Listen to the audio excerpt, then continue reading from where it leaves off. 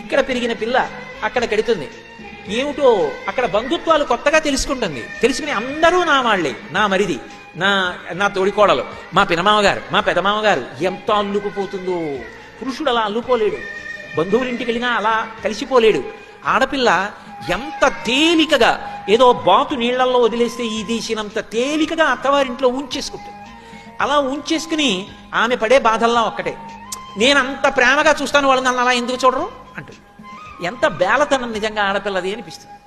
అదే ఎంత ఐశ్వర్యం ఉన్న ఇంటిని మెట్టనివ్వండి, ఇది నాది అని చెప్పడానికి అధికారం పొందింది. పుట్టిల్లు అంత ఐశ్వర్యవంతమైన ఇల్లు కాదు, కానీ అన్నదమ్ముడు ఏదో శుభకార్యం చేసుకుంటున్నాడంటే నెలలు నెలలు కష్టపడి ఉండిపోతుంది ఆ అన్నదమ్ముడి కోసం. ఎంత ప్రేమో పుట్టినిల్లంటే, తోబుట్టువులంటే. ఆ తోడబుట్టినవాడు శుభకార్యం చేసుకుంటే పీటల మీద కూర్చొని ఉండగా మంగళహారతి ఇవ్వడానికి మురిసిపోతుంది నా హక్కని.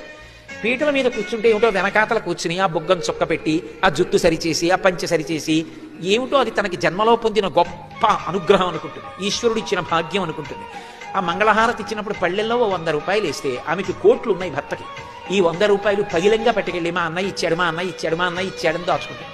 ఓ 100 రూపాయలు నేత చీర పెడితే ఆ చీర కట్టుకుని మా అన్నయ్య ఇచ్చిన చీర, మా అన్నయ్య ఇచ్చిన చీర అంటుంది. ఆడపిల్ల హృదయానికి ఉన్న సౌకుమార్యం నిజానికి పురుషుడికి ఎక్కడుంది? అందుకే లోకంలో 3 వానల్లో ఒక వాన దేని వలన పడుతుంది అంటే సౌశీల్యవతులైనటువంటి స్త్రీల వలన ఒక వర్షం పడుతుంది.